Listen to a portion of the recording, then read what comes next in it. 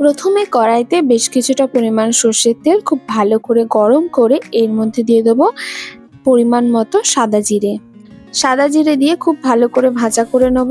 সাদা জিরে ভাজা হয়ে আসলে এরপর দিয়ে দেবো আলু। আমি এখানে দুটো বড় সাইজের আলু এরকম চৌকো করে কেটে নিয়েছি। আলুগুলোকে দিয়ে খুব ভালো করে আমি ভাজা করে নেব। আলু ভাজা হতে হতে এর মধ্যে দিয়ে দেবো আমি কাঁচা লঙ্কা। আমি 3 থেকে 4টে কাঁচা লঙ্কা এরকম কুচি করে দিয়েছি। আপনারা আপনাদের পরিমাণ মতো কাঁচা লঙ্কার পরিমাণ বাড়িয়ে বা কমিয়ে দিতে পারেন। এরপর দিয়ে দিয়েছি আমি এখানে কাঁচা ছোলা। ছোলাটাকে আমি ভালো করে ভিজিয়ে রেখেছিলাম।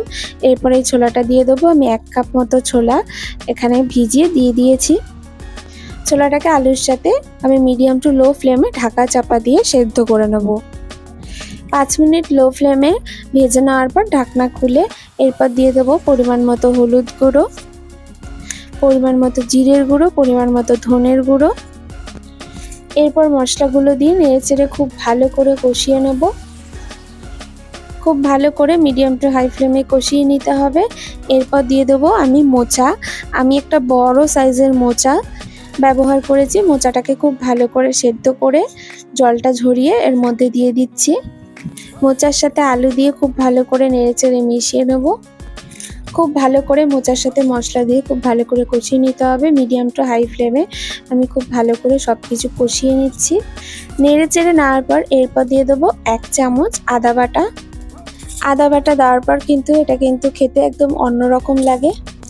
এই নিরামিষ রেসিপিটা আপনারা চাইলে যে কোনো নিরামিষ দিনও বানিয়ে নিতে পারেন বা ভগবানের ভোগেও নিবেদন করতে পারেন।